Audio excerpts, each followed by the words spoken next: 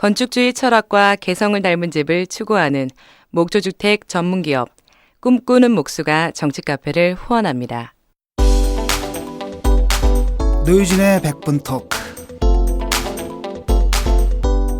오늘 100분 토크는 그동안 진행했던 내용과는 조금 다른 형식으로 정치카페 1주년 특집을 준비했는데요. 주제부터 설명드리면 방송을 함께하는 모든 분들의 화두겠죠. 바로 어떻게 살 것인가 라는 것입니다. 이 주제로 게스트와 함께 편안하게 인생에 대한 이야기 나눠보는 시간 마련해봤습니다. 긴장 푸시고요. 릴렉스 편하게 들으셔도 좋습니다. 오늘 저희와 청춘에 대한 이야기부터 노인으로 사는 것에 대한 이야기까지 전 세대에 걸친 삶에 대해서 이야기 나눠주실 게스트 소개해드리겠습니다. 며칠 전 뉴스타파에 나오셔가지고 인터뷰를 하셨는데 거기서 자신을 건달이라고 소개를 하시더라고요. 그리고 한 남성 전문 잡지가 있습니다. GQ 코리아던가 그런데 거기서는 영화배우 정우성, 샤이니 멤버 태민, 언론인 손석희 씨와 함께 이분을 2014년 올해 남자로 선정하신 바 있습니다. 대단한 분이세요. 네, 대단하신 분입니다. 청취자들의 압도적인 게스트 섭외 요청 1순위. 효암학원 최현국 이사장님이십니다. 안녕하세요. 네, 어서 오십시오. 선생님 반갑습니다. 과분하십니다. 예, 그 뭐 저 영화배우 정우성, 뭐 태민, 뭐 손석희 이런 분들하고 어깨를 나란히 하시는데요. 어떻게 지금 요즘 갑자기 언론에서 막 찾는 데가 많아지셨죠? 뜨셨어요, 진짜 선생님. 이른바 떴습니다. 예. 뜨셨습니다. 정말 사과부터 먼저 해야 될 게 여러분들이 이렇게 수고하고 있는데 저는 이런 걸 모르고 있었습니다. 진짜 언론이라고 하는 광고쟁이들하고 싫어가지고 아무도 안 듣습니다. 아, 예. 한겨레 신문도 심지어 안 봅니다. 내가 주주인데 경향신문이 그렇게 뛰어나게 사원주주로 신문사를 하고 있는 것도 몰라가지고 안 보고 바보 멍텅구리입니다. 아무도 모릅니다. 저희 팟캐스트도 있는지 모르셨어요? 전혀 몰랐습니다. 뭐라고 노유진이가 누구냐고까지 물어봤습니다. 이 세 분 다 아는데도 진짜 몰라가지고 일부러 간 게 아닙니다. 지금도 5.18 들으면서 그 전에부터 고인이 된 우리 김태웅이가 숨어 있었거든요. 예. 이 인간이 5.18이 나니까 나가겠다고 들썩거려서 와서 그냥 계셔요. 가만 잡히고 죽어서 문제가 아니라 우리 다 박살나요. 살아남아서 또 싸워야지. 거기 누구 가면 뭐하요. 이미 그 사람들 잘하고 있는데 뭐 가지 마소. 캐가지고 하루 이틀 걸려서 기어코 가요. 가더니 다카닥 문간에서 붙들려가지고 그거 호위에 가던 방동규 선생 붙들려서 작달나게 두드려 맞고. 참고로 각주를 달면 여기서 김태홍이라 하면 옛날 보도지침 폭로건으로 구속되신 바 있고 언론운동을 열심히 하셨고 말지 창간하고 예, 말지 창간하시고 나중에 국회의원도 하시고 국회 보건복지위원장까지 지내신 바로 그 김태홍 되시겠습니다. 방병규 선생님, 방동규 선생이라면 방배추 요새 또 뜨고 있습니다. 방배추. 주목계의 전설 배추, 예. 방배추. 이게 호위병으로 가서 붙으니까 지가 깨가 나도록 맞지. 방배추 선생님도 요새 뜰 징조가 많이 보입니다. 예, 전설에서 현실로 예. 나올 준비를 하고 계십니다. 81살에 지금도 우리 학교 와서 경비원 노동자입니다. 잘하고 있습니다. 금빚고 왔다 갔다 합니다. 친구입니다. 한 20대부터 하는. 지금 고령에도 불구하시고 지금 뭐 엄청난 일정을 소화하고 계신데 체력은 어떠세요? 괜찮으세요? 여러분들이 이렇게 귀여움만 해주면 늘 신나는 얼라 같은 바보예요. 1935년생이시죠? 네, 그 연세가 지금 그러니까 나이가 벼슬입니다. 이게 80이 넘으니까. 48순. 예, 만팔순이시고. 그럼에도 불구하고 지금 건강은 어떠십니까? 병 다 있죠. 뭐 당뇨, 고혈압. 아까 식사하시는데 혈전. 보니까 뭐 당뇨 때문에 많이 드시지도 못하시는데. 거듭에서 합니다. 그래도 뭐 소주 한 잔씩 반주는 하시고. 그럼에도 독특한 게 소주에다가 커피를 타 드시더라고요. 네. 그 아이리시 커피라고. 아이리시 생각하시면 코리안 커피죠. 우리 소주니까. 그것도 인스턴트 커피잖아요. 예, 그 이제 토크로 좀 들어가셔가지고요. 아무래도 이제 최은국 선생님하고 이제 어떤 대화를 나눴을까 할 때 가장 적합한 주제가 일단 청춘이 아닌가 싶습니다. 얼마 전에 서점가에 한참 그 베스트셀러가 된 책이 있었어요. 아프리카 청춘이. 재작년, 작년. 예. 예. 한 코미디 프로그램에서 이런 대사가 나왔죠. 아픔은 환자지 뭐 청춘이야 이 XXX야. 예. 그러니까 청춘이라 아플 수 있다는 말이 약속하게 느껴질 만큼 오늘을 사는 청년 세대가 겪고 있는 세상이 만만치 않은 것 같은데요. 마침 오늘이 이제 35주년 5.18 민주화운동 기념일이니까 시계를 좀 거꾸로 돌려보죠. 예. 그래서 아까 우리가 잠깐 얘기를 하긴 했지만은 우리 최영국 선생님은 4.19 세대. 4.19 세대시니까. 우리는 5.18 세대고. 예. 그 4.19 때 얘기를 좀 해주시죠. 예. 군대 간 덕에 3대 독단대도 예. 면제가 안 되고 간 시절이어서 마침 졸업장만 못 받았지 예. 이미 친구들은 졸업을 했고 그게 4.19가 벌어지는데 참 천운으로 내가 성질이 못 됐고 급한 사람인데 몸이 아파가지고 누워 있었어요. 아 예. 그 뭐 4.19가 났는지 뭔지도 모르고 뭐 시끄럽길래 뒤늦게 내다본 겁니다. 친구가 하나도 없어. 그땐 전화도 없는 시절이어서. 그래서 네 번째로 쫓아다니면서 오만 구경 다 했죠. 혼자서. 야, 난 사실 속으로 이거 다 죽는구나 이제 이승만한테. 드디어 이제 우리는 죽고 이승만은 망하겠구나 싶읍디다. 그게 이제 내 4.19인데 정말 우리 친구들이 학년은 고학년이 제일 고학년에다가 군대 못 가서 남아있다 보니까 자연히 앞을 서게 됐죠. 그들 중에 열심히 살아서 내내 고생한 사람들도 꽤 많지만 비굴하게 나중에 이리저리 붙어먹고 살고 출세하고 현실 속에서 비참하게 되는 꼴도 많이 봤습니다. 예. 결국 서울대학 중문대는 이 경쟁사회 청춘들한테 하는 얘기입니다. 자기들의 현실에 그런 대로 유리하려고 부모들의 소원을 듣다 보면 일어나는 일인데 청춘이 아깝게 되는 그런 경쟁에는 절대로 가지 마십시오. 경쟁 자체에 도망가십시오. 도망갈 줄 아는 것부터 깨달아야 됩니다. 청춘이 아까워서라도 그 쓰레기 같은 경쟁에는 안 가시도록 해야 청춘이 됩니다. 그거는 내가 거짓말로라도 보증할게요. 그래가지고도 청춘이 안 살아나거든 내 무덤 정도가 아니라 파디비 가지고 썩어서 내다 버리십시오. 이게 제일 중요한 것은 청춘이 청춘인 것은 그 시대가 바라고 쉽게 바라는 그게 바로 세속인데 세속의 실패라는 얘기가 아닙니다. 그렇게 해야만 성공하는 건 아닙니다. 얼마든지 자기답게 청춘을 사는 길을 자기 스스로 찾아내는 것부터 시작할 수 있습니다. 4.19에서 그렇게 괜찮은 친구들이 썩는 걸 봤기 때문에 사람은 유리해지만 썩는 겁니다. 썩지 않기 위해서 거기 따라가지 말라는 얘기지 불행해지라는 얘기는 아닙니다. 썩지 않도록 자기 청춘을 건지는 길을 찾으십시오. 그건 당신들이 찾아야지 남이 안 가르쳐 줍니다. 근데 선생님 4.19 날 때 이제 서울대 철학과 군대 갔다 오셔갖고 재학 중일 때 사건 이제 4.19 난 거 아닙니까? 근데 그 당시에 좀 4.19 때 앞장서서 좀 유명해지고 4.19 세대의 대표 자격이라고 할 수 있는 사람들 중에 뭐 많이 썩었다 이런 말씀하셨는데 어떤 사람들이 그런 사람들이에요? 학생위원장 한 놈이 고건이라는 놈인데. 고건이 이 새끼는 내 방송 듣기 바랍니다. 야, 이 개자스가. 여기서 요거 넘어가려고 총리 하나. 그러면서 이명박이 이 같은 거 오도록 노무현이 정부를 그렇게 아무것도 안 해가지고 욕만 얻어먹게 하나. 에라 이놈아 너가 아버지 부끄러워야 된다. 나도 부끄러워. 고건 씨도 그때 일부러 내가 이런 말을 합니다. 고건이 그렇게 나쁜 애는 아닙니다. 학생위원장으로 할 일 했습니다. 그러나 이돈영입니다. 이돈형. 돈영이라고 정업친구인데 네. 자유당 때 내내 고등학교 고학년부터 야구운동하고 서울대학교 수학과 다니면서 내내 야구운동한 친구가 서울농대 학생들을 4.19 결정적으로 이기게 하고 교수가 나서게 하는 행진을 이돈영이가 혼자 가가지고 합니다.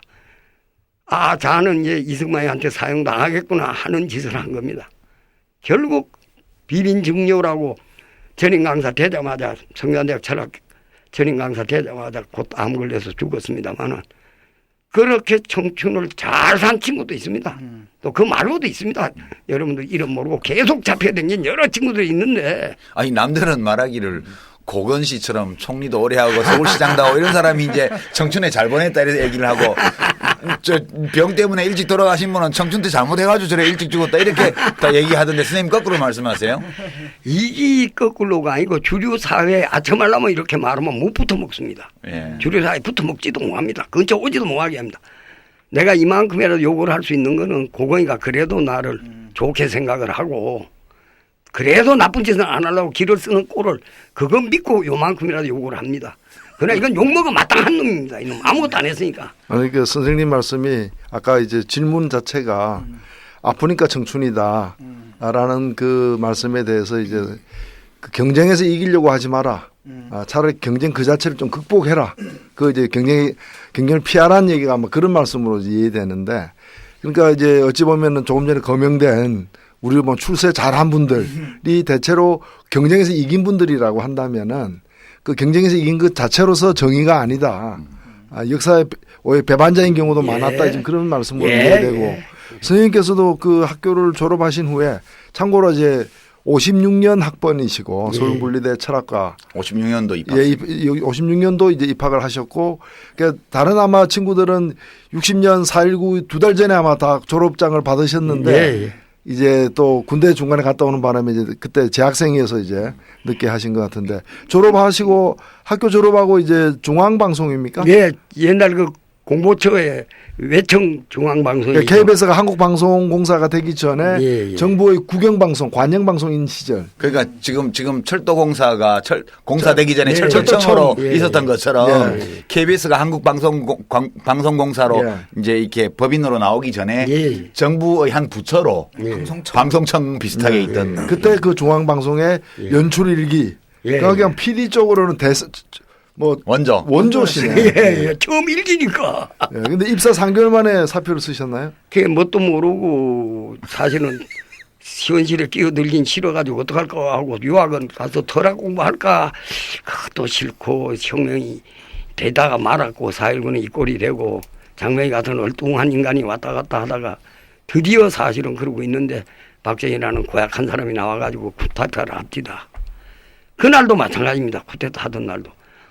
집에 원래 라디오도 없고 아무것도 없어요. 걸어 나오다 보니까 바로 참 우리 고건이 아버님 고영곤 교수가 남의 집 담에다가 귀를 대고 있는 걸 난 들여다보는 걸로 보였습니다. 우리 집 앞에서 하시는데. 그래서 선생님이니까 옆에 가만히 서 있는데도 날 보고 자꾸 들으라고 손짓을 해요. 쳐다보라고 안을 들여다보라는 줄 알았는데 그 남의 집에 무슨 음란한 일이 있는 거 구경하라는 걸 할 리는 없고 이게 무슨 일인가 난 모르니까. 알고 보니까 지금 5.16 뉴스 보도가 나오니까 지나가시다가 듣고 있는 건데. 라디오를. 예, 라디오를 듣고 있는데 그 친구들 만나가지고 들으려고. 왜냐하면 자유당 말기에 이 딱한 양반이 사회 현상을 전혀 이해 못하는 순수한 이론 철학자가 돼가지고 선에 관한 연구나 존재론이나 공부한 사람이라서 진짜 아무것도 모릅니다. 사회학적인 지식학 전혀 없는 사람인데 이 양반이 멍텅구리 같이 이승만이한테서 전북대학교 총장까지 얻어했거든. 4.19 나니까 그래도 사평 금방 냅디다. 그 아버님이 그만큼 좀 맑은 사람이다. 자기가 모르는 건 모른다고 아는 사람이니까. 그냥 만두게 비로소 5.16 쿠데타가 난 걸 알고 나는 그냥 나가다가 지금 모르고. 그래서 난 사실은 이거 큰일 났구나. 정말 나는 청춘이 끝났구나. 이 더러운 놈이 모든 후진국 일어나는 현상으로 군대 쿠데타가 났으니까 동원아 분단 사태에서 군대 쿠데타가 났으니까 목숨 잃으면 쉽기는 하지만 다표댕기고 두드려 맞으면 이제 청춘은 완전히 끝났다 싶은 생각이 들대요. 우리 선생님은 노인이니까 죽어봤자 별로 아깝지 않고 나는 이제 큰일 났네. 그 마음을 먹고 사실 시내 가서 이리저리 듣다가 그런 끝에 이제 그놈들 혼내주려고 지금 방송국에 사실은 연출인 일기로 들어가는 겁니다. 박정희 혼내주려고. 간도 크지요. 들어가고 보니까 한 두어 달 지나가니까 이미 텔레비 방송이 장면지 형부 때 계획 있는 걸 가지고 선전해 먹으려고 용감하게 일기생을 뽑은 겁니다. 세뇌해가지고 이놈들을 방송용으로 써먹으려고. 공무원이니까 뭐. 네, 뭐 꼼짝 못하게 전화. 나는 공무원 신분으로 어떻게 했는지 이놈들이 개 같은 놈이라는 요구를 한번 하면 되는데 연출이는 못해. 배우가 돼야 해먹지. 그래서 이걸 어떻게든지 성우가 되든지 배우가 돼야 돼. 연출이는 관두고 방송에다 해버리고. 그때는 녹음이 없던 시절이니까 극히. 배우를 하려고. 자 이제 이순재도 귀가 좀 아프겠다. 야 순재야 너가 그 드라마 그쪽에 좀 내가 가면 안 되나? 지는 군방송 지금 하고 앉았는데 내가 무슨 힘이 있나 그래. 그때 젊은 아들이 무슨 힘이 있어요. 지금 그 유명한 꽃 같은 할배 그 순재. 꽃 할배들. 그만데 그 2년 선배입니다. 근데 내가 그때 철학가 예, 2년 선배 2년 선배. 이순재 씨가. 예. 아, 이 자식이 힘없다 그러고 우리 다 힘없지. 그 해보자 해야 말이 되는데 힘없다. 이건 싫다는 소리로구나. 그래서 이거 참 큰일 났네. 이거는 완전히 공무원으로만 부려먹으려고 일부러 계획적으로 뽑은 놈들이고. 그래서 사실은 아이 관두자. 앞제비 하다가 거부했다가는 사형이나 당할 거고 도망가는 게 상수도 하고 비겁하게 도망갑니다. 아예. 정말로 이건 그때 관두면 감옥 보낸다고 협박은 해놨습니다. 아 그래요? 예. 아니 사표를 내면 감옥에 넣는다고요? 감옥에 넣는다라고 포고령이 그렇게 돼 있습니다. 공무 직장을 마음대로 관두면 아 포고령이에요? 네, 포고령에 들어 있습니다. 그게. 그래서 요즘 같으면 막 부러워하겠다. 요즘 뭐 취직 못하는 청년들 같으면 공무원으로 뽑아놓고 니 사표 내면 감옥 보낼 거야 이러면 야기는 철밥통도 아니고 뭐야 이게. 그러니까 군대 그 쿠데타 일으킨 사람들이 군인들이니까 그 타령으로 보는 거야. 정위치 사수 네. 타령으로 보는 거지. 사표 내는 미수 거를. 지역을 벗어나면 안 된다. 그런 개념입니다. 바로 그런 개념입니다. 재미난 개념이네. 그래서 막바로 그냥 탄광으로 가쁩니다. 그러니까 아버지로 보내는 사람들은 내가 잡혀가지고 탄광 쫓겨간 걸로 오해한 사람들도 좀 있었답니다. 압박을 당해가지고 그건 아니고 또 마침 아버지가 또 부동산 한다고 난리야. 그 또 부동산 뭔지도 몰랐어요. 흥국광업. 흥국탄광이죠. 흥국탄광. 그러니까 아버지 탄광에 가신 거 아니에요? 예. 아버지가 사실은 덕대입니다. 탄광도 아니고 덕대라 하는 거는 덕대. 예. 덕대. 농업으로 치면 소작인입니다. 아, 예. 광업 말만 광업이지 그게 소작인이거든. 그래도 채굴권 갖고 있는 거죠. 남의 생산권만 있지. 그러니까요. 생산권만. 네. 소유권은 없습니다. 남의 산에 이제 가서 캘수 있는 거지. 팀을 캘 이끌고 권리가. 와가지고 팀을 이끌고 가서 예. 캐게 되는 네. 캐는 그 그러니까 그리고 나오면은 일본분 산주인한테 대부분 주고 예. 지는 조금 먹는 겁니다. 아, 그런다고 해서 다행인 것은 생산 자본을 안 내주기 때문에 그만큼 뭔가 자결권적인 권리가 네, 그렇죠. 절로 생깁니다. 네. 사실은 악질적으로 돈도 안 내주고 뺏어가는 건데 그 틈에 그런 인생은 굉장히 영리와 순리가 늘 한테 있는 겁니다. 그 모순적인 영리 덕에 그만큼 자주권이 있는 겁니다. 사실은 그냥 연출인 관두고 감옥 안 가려고 그냥 탄광으로 간 것뿐인데 간 김에는 돈 벌어가지고 박정희 좀 혼 좀 내줄 생각이 있었던 겁니다. 그 개헌포고령을 위반하고 사표를 내고 가신 거네. 그런 거죠. 그러니까 사표도 안 씁니다. 안 쓰고? 증거가 남으니까. 아. 월급 받아 먹다가 적당히 관두게 해도 무단결근으로 그냥 완전히 그 증거니까 사표 내면 증거거든. 나중에 개소리 하려고 이렇게 야비하게 해야 됩니다.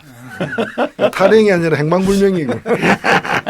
일부러 말을 했죠. 말은 해놓고 자유당 거쳤지 4.16에 깨지는 거 봤지 또 5.16에 깨지는 걸 봤기는 어제 아래 5.16입니다.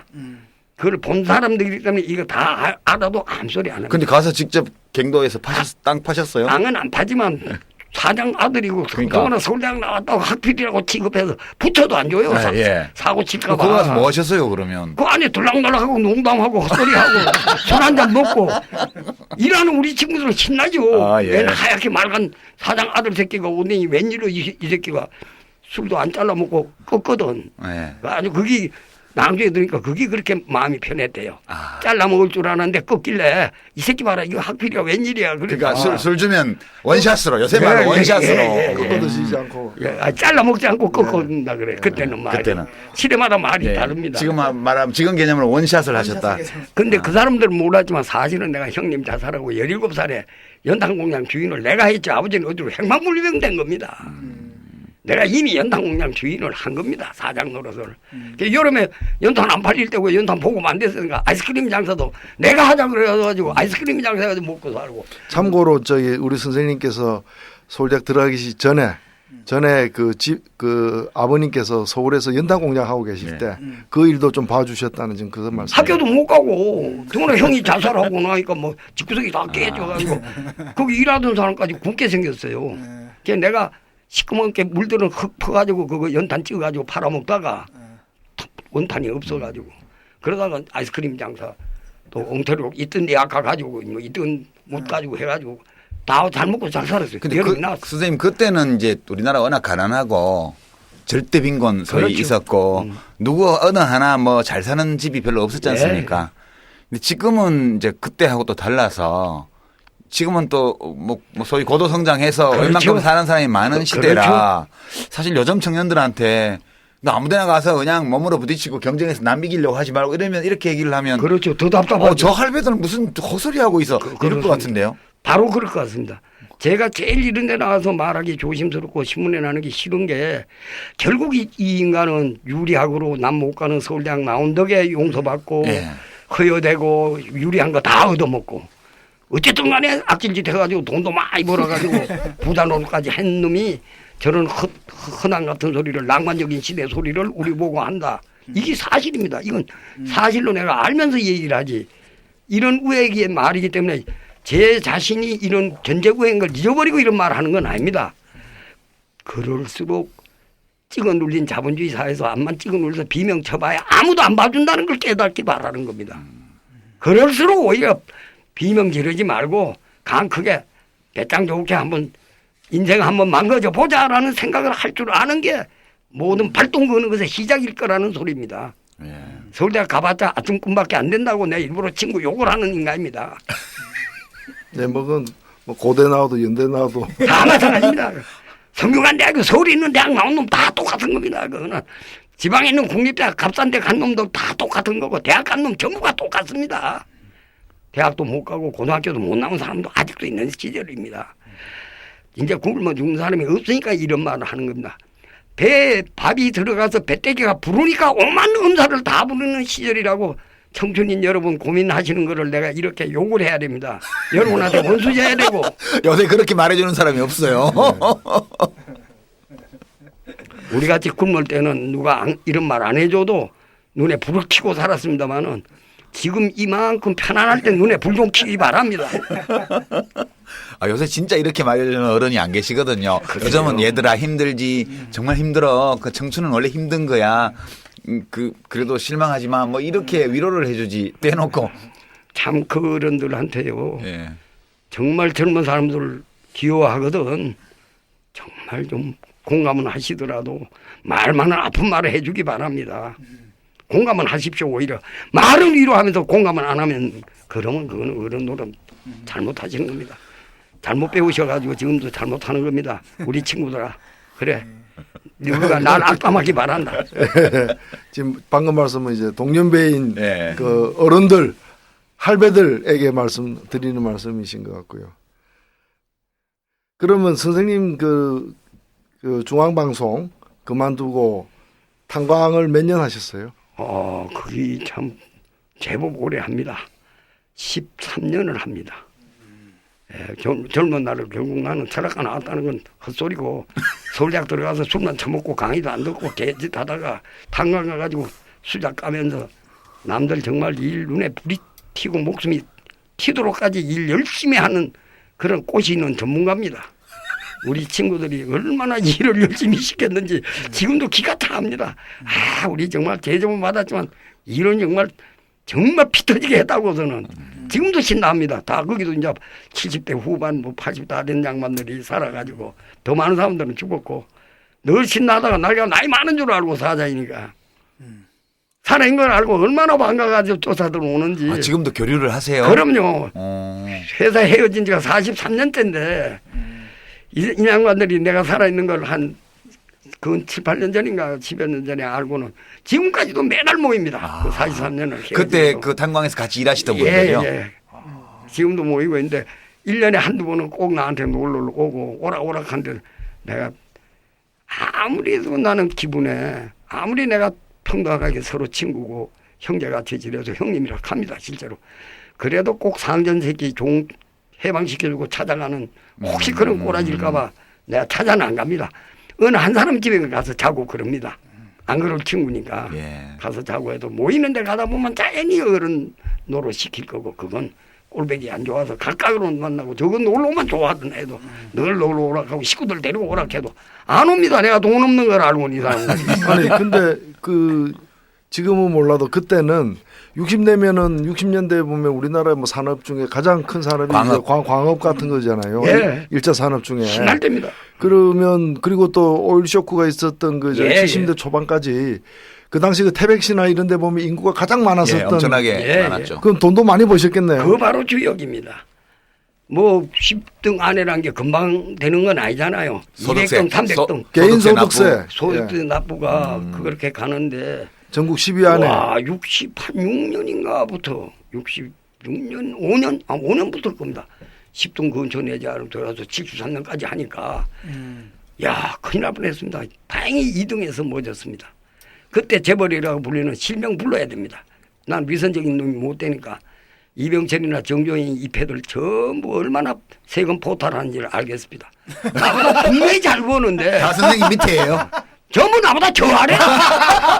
그러니까 소득세 2위 지금 납부했다는 거 아니에요. 그때 1위는 누구였습니까? 그건 기억 안 나시고. 그거 중요하지. 나보다 큰 놈인데. 유명한 재벌들이 전부 다 알로고. 밑에 있었습니까? 예. 야 대단한 겁니다. 4호등 때도 알로고 9등 때도 알로고 이것들 뭐 형편없어요. 얼마나 세금 포탈을 잘해먹지. 법이 있다면 나도 잡혀가야 되는 게 세금 포탈을 나는 얼마나 악착같이 했는지 그래서 아는 겁니다. 없는 구지도 방황 구지도 막 파고 한 개 가지고 안 돼서 2개도 만들고 세금 포탈을 하긴 했는데 계속 했습니다. 세금 포탈을. 못 따라가. 그래도 자꾸 올라가. 이 사람들은 장부를 아예 안 한다는 사실을 내가 추론해냈습니다. 아예 장부를 안 해요. 잡혀가서 장부 없는 죄로 형 받는 게 낫거든. 남이 배반 못하도록 아예 장부도 안 하는 겁니다. 그 멋진 방법이 있는 걸 나도 아니까 그걸 할까 말까. 우린 힘 없어서 했다는 우리 같은 것만 잡혀가거든. 드디어 2등쯤 하니까 드디어 안 잡혀갈 꼰대 갔는데 유신이라. 1972년. 딱 72년 유신 딱 되길래 이건 내고만 이건 안 돼. 그렇게까지 세금 등이 올라갔는데 한 개인이 또 얼마나 야비한지 신나요. 진짜 신나요. 영된 것 같아요. 근사한 일 하는 것 같아요. 동료들은 일은 신나게 해주지. 인생에서 삶이 개가를 불러 얼마나 신나하는지 그게 그렇게 즐거워요. 그런 식으로 지 돈 많은 게 즐거운 겁니다. 우타기 합리화하는 겁니다. 전부. 선생님 벌어보셨으니까 아시네. 조금 뭐 인간이란 게 형편없어요. 그런데 이제 드디어 독재 정부하고 이제 동업할 근처로 간 겁니다. 마음대로 포탈하고 세금 장부 안 해도 안 잡아가는 습관에 간 겁니다. 요새 그 성 회장 같은 인간 왔다 갔다 하고 하는 걸 보면서 이런 생각을 하는 겁니다. 결국은 독재 정부의 특징은 모든 돈하고 권력이 한패거리입니다. 적이 없습니다. 무조건 한패거리입니다. 돈만 많으면 뭐. 권력만 많으면 돈이 편이고 권력이 편이고 돈만 많아도 권력이 편이고 서로 둘이 똑같습니다. 친구. 여기 하나 더 있습니다. 명망만 높아도 요놈도 돈과 권력의 한패거리입니다. 두 분은 좀 조심하십시오. 저희는 돈 안 주던데요. 저 유명한데. 그렇게 입을 까는데 누가 줍니까? 그 명망이 있으면서 입 다물고 있으면 돈 줍니까? 슬쩍슬쩍 아첨을 고급으로 하고 예. 이게 명망이라는 것도 이게 실명이라는 게 있고요. 허명이라는 게 있어요. 허명이야, 허명. 진짜 그렇구나. 진짜 명예와 돈과 권력은 한 형제입니다. 아닌 체 하는 놈도 한 형제입니다. 진정으로 아닌 사람이 우리가 언론 3명 이름 생각나네요. 우루과이 대통령 모히카나, 만델라나, 호지민이 같이 호치민. 한패 아닌 사람들이 있긴 있죠. 그분들은 거의 성자죠, 그죠? 그럼요. 그건 정치가나 명망가나 권력가가 아니고 성자들로 사는 건데 이제는 그들도 태어날 수 있는 시대가 된 겁니다. 나는 역사에서 단 한 놈, 세종까지 포함하여 이런 세 사람과 유사한 삶을 산 사람을 나는 못 구하겠네요. 정치가 중에는 일패도지한 인생에는 많지요. 많습니다. 권력자 중에나 돈 많은 놈 중에나 아무리 뭐라 해도 돈 많고 권력 많고 명망가 중에는 그렇게 안 됩니다. 예. 그 흥국 탄광을 그다음에 1973년인가 정리하시잖아요. 예. 왜 정리하셨습니까? 72년 그 꼬라지 그러니까 보고 계속 사업을 하다가는 지금 박정희하고 손잡아야 되게 그것 때문에. 생겼다는 거 아니야? 제가 이야기로 그렇게 예, 이해해요. 실제입니다. 그게 실제입니다. 뭐 구체적으로 접촉이 납세 오거나 실적 2위니까 이제 좀 있으면 이제 나 지금 이해를 못해서 한패가 돼야 될 상황. 시대를 모르면 그렇게 됩니다. 한패가 돼야 되는 정도가 아니고 실제로 일이 진행이 됐습니다. 지금 그 말을 하면 지금도 보안법에 걸릴 겁니다. 뭐 동그라미 이런 거 갖고 오라 하고 이제 뭐 이런 단계까지 간 거 아니에요? 그거는 뭐 말할 것도 그거는 없고. 뭐 그런 거는 그 뭐 의뢰건 일어난 거 그 정도가 아니고 배후에서 막바로 진짜 동업이 해야 될 처지로 갑니다. 그게 일이 그렇게 벌어집니다. 어느 구석에선가. 그 선생님 지금 그 과거에 그 경남대학교 예. 그, 이제 그 말까지 나오네. 예, 선진께서 그 경남대학교를 세우시는 세운 게 아닙니다. 예, 그것도 이제 그 여러 가지로 이제 뭐 인수를 하셨나요? 원래 신익기 선생 학교가 모체가 돼 가지고 그 해인대학이 돼 있고 해인대학. 해서 그걸 좀 돈량이 있으니까 그걸 잘 되게 하려고 사실은 맡았죠. 그 잘 되게 하고 맡고 보니까 그게 바로 다 동업으로 안 갈 수 없는 게 경호실장 쪽에서 우리 융자도 못 나오게 압력 넣는 걸 이건 증거는 없죠. 박종규 그걸 확인하게 됐어요. 그 사람들이 몰랐지 사실은 그 압력 넣은 광진흥공사의 사장이 내 이모부예요. 막내 이모부예요. 그것도 말도 못 해줘요. 무서워가지고. 저 조카한테도 말을 못 해주는 게 그게 독재의 실상입니다. 그러다 어떻게 알아냈습니다. 이게 박종규라는 융자도 안 죽을 리가 없는데 안 죽일래. 피스톨 박. 예. 그래서 이게 참 이건 다 증거는 없죠. 그래서 이거 아무래도 대학 뺏으려는 것 같은가 대학을 아예 국공립으로 내버립시다. 국공립 하라고 문홍주 문교부 장관한테 문홍주가 나서가지고 적극적으로 외면으로 문홍주가 나서서 우리를 갖게 한 거거든. 내면으로는 김하덕 선생이나 이종률 선생이나 소설가 그 이병재 이런 사람들이 다 그 학교 하나 되게 하려고 한 건데 그래서 했던 건데 아니 그 전에 뭐 또만 사정이 다 했죠. 저끼리 싸움 해사고 하는 거 그 싸움 못하게 하고 재판관들이 세상에 죄수들한테 물어도 육분수지 대학 교수가 장ቅ르배한테 물어보면 어떡하냐고 당신들이 타협하라고 전부 못 오게 하고 그랬거든요. 그러니까 뭐 조용해 집디다 싸움 해봤자 소용없으니까 학생들까지 동원하길래 그랬습니다. 그 학생도 당신들이 무슨 돈이겠나 그 교수들이 뒷돈 대주는 건데 4.19 난 그때 이 학생들이 이 정신없지 이게 뭔 짓이야.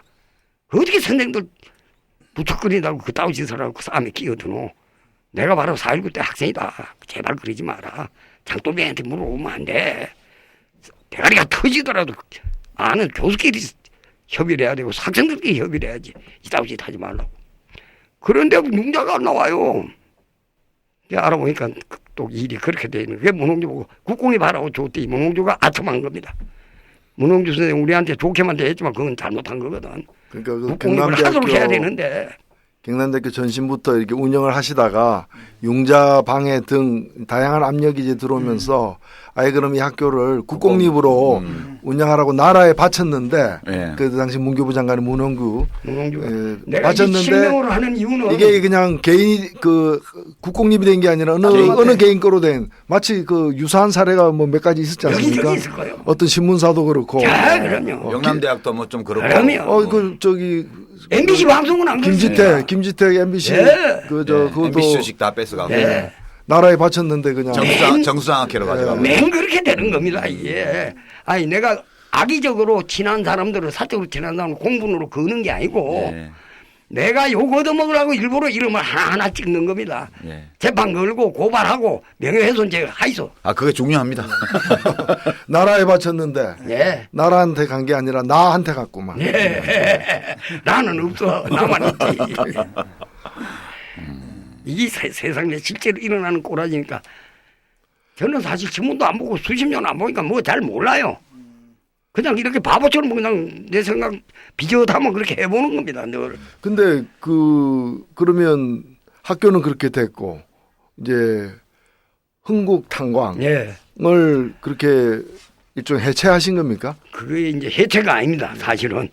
일부러 퇴직금으로 다 정리해줘가지고 어떤 누구라든지 기업을 잘 끌고 갈 수 있도록 쉽게 독재하고 동업 안 해도 되도록 싹 정리를 해가지고 줄 건 다 주고 다시 거기 취직할 권리까지 혐오 안 하도록 어느 놈이 와도 잘할 수 있는 회사로 딱 해줬으니까 다 남아있으라 한 겁니다. 정리한 거하고는 다릅니다. 좀 그렇게 하기 싶은 사람한테 그렇게 놓고 이제 혼자 빠져나온 그래 신세네요. 싹. 그런데 나머지들도 자꾸 간두는 겁니다. 전부 다 있으라 하는데 이게 참 이 인생이 이건 주제 넘어서가 아니고 모든 계몽기 시절에 모든 조금 개혁적인 일 하면 꼭 실패가 됩니다. 선량한 짓으로 끝나고 뭐 선심 쓰는 일로 끝나고 선행으로 끝나고 합니다. 그게 현실적으로 시행이 안 됩니다. 거기 남아 있어서 그걸 해 가야 되는데 일이 그렇게 된 건데 나는 내가 돈에 돈 버는 재미에 환장하는 것까지 건지려고 한 거지 공적인 것 때문에만 그런 건 아닙니다.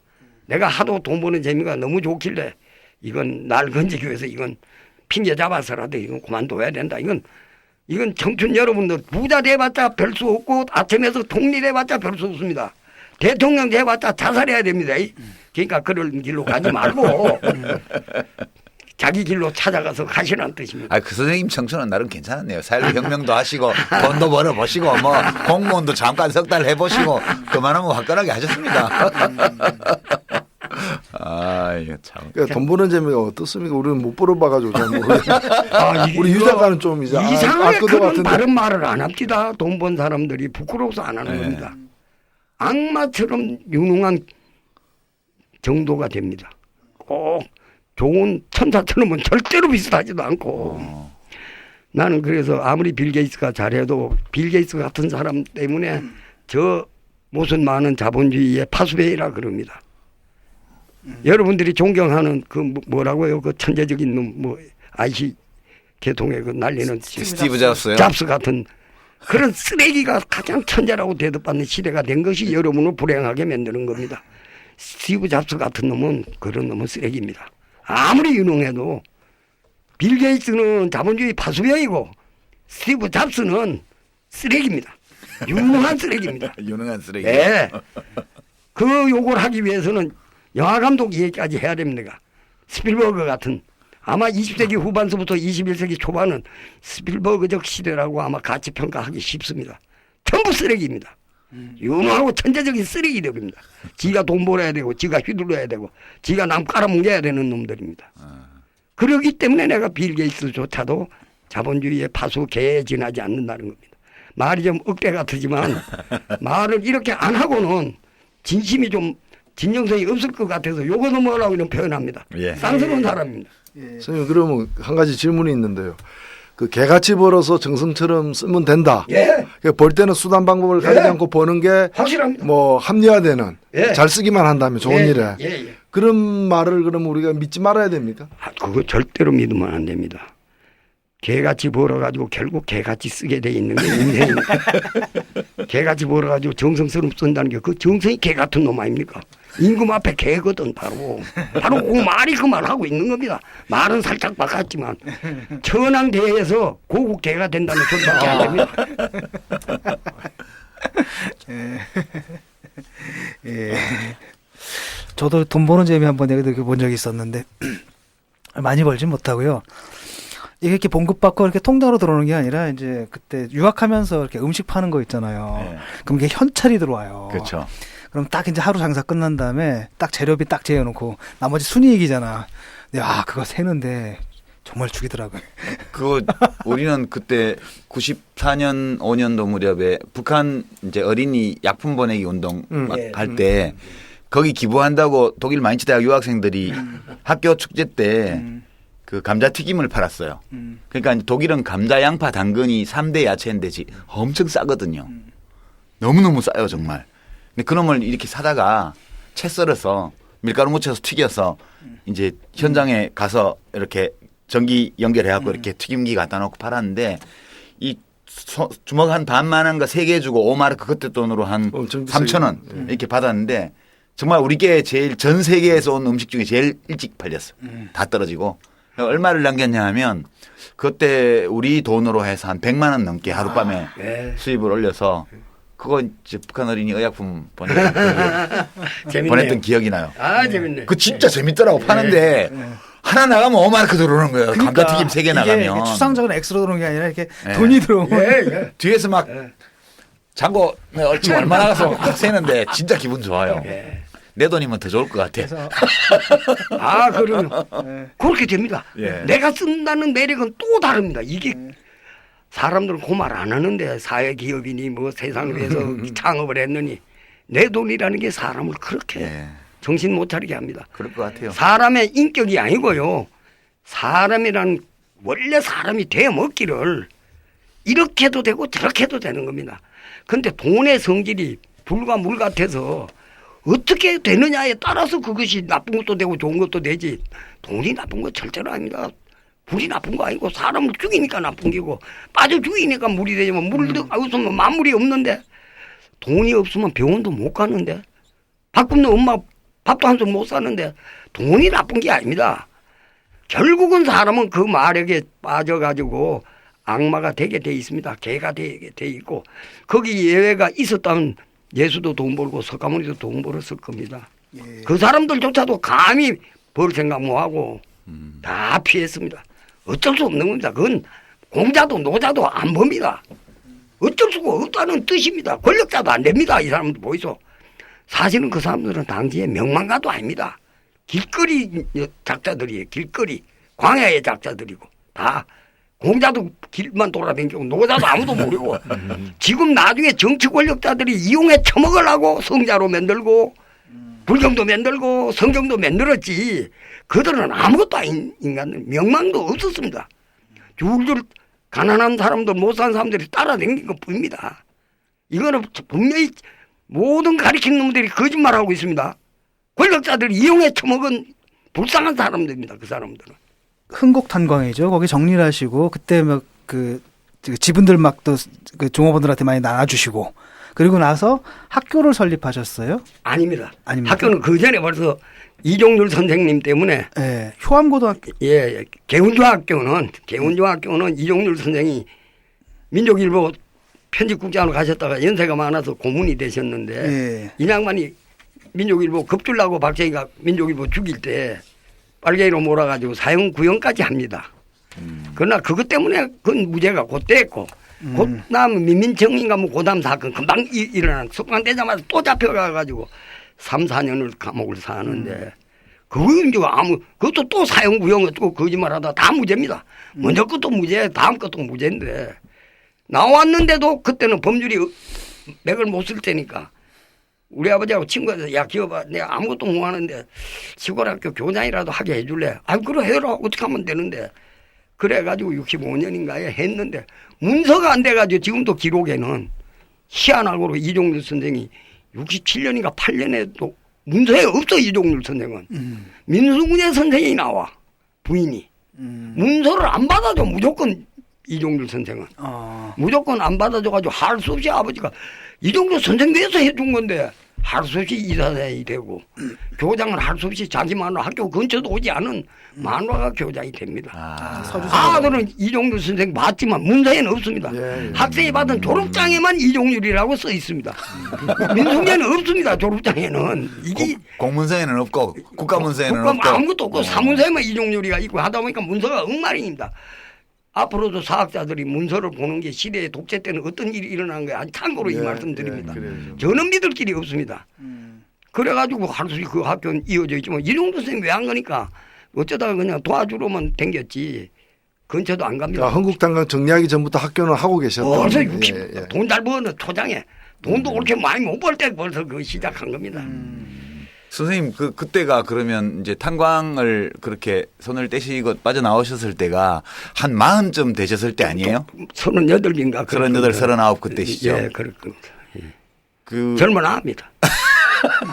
근데 저는 개인적으로 40 될 때 약간 마음에 그런 변화가 있었거든요. 40이 그렇죠. 되면서. 이상합니다. 그때쯤 내가 예, 또 저는 되게 변합니다. 이상하더라고요. 40 될 때. 예, 예. 선생님 그 무렵에 이제 탄광 그만두시고 돈 버는 일도 이제 일단 멈추셨는데 40살 될 때는 좀 어떠셨어요? 그 아까는 청춘 말씀하셨는데 중년 들어올 때는 자, 무슨 결심하신 거 없으셨어요? 그러면 나는 결심은 잘 안 합니다. 아, 이게 사람이 그 결심이라는 게 출세하기 위해서 결심하거든요. 세속적으로 출세하기 위해서 결심을 주로 합니다. 공자의 뭐 입지 뭐 이런 것도 나중엔 다르지만 어릴 때는 그렇게 됩니다. 거기다가 이 참 결이나 결심이나 이런 모든 문제 반성까지 마찬가지입니다. 인간이 흔히 학교에서 가르치고 선생이 가르치는 그 모든 정신적인 수양 비슷한 것들은 세속적인 성공을 위해서 하는 겁니다. 반성도 세속적인 성공을 위한 거지 철학적인 깨우침을 위해서 반성. 석가모니가 언제 반성이라는 소리가 안 씁니다. 성찰이라는 말도 안 합니다. 예, 그냥 참선이라는 말도 그 사람은 안 씁니다. 7년 가까이를 그냥 그 브라만교 그쪽 수행이나 하고 그거 아니다라는 걸 깨우친 겁니다. 신되면 뭐하노 귀신 되면 뭐하고 날라다니면 뭐하노를 깨우친 거지. 반성 따위나 하고 결정 따위나 해가지고는 청춘도 못 건집니다.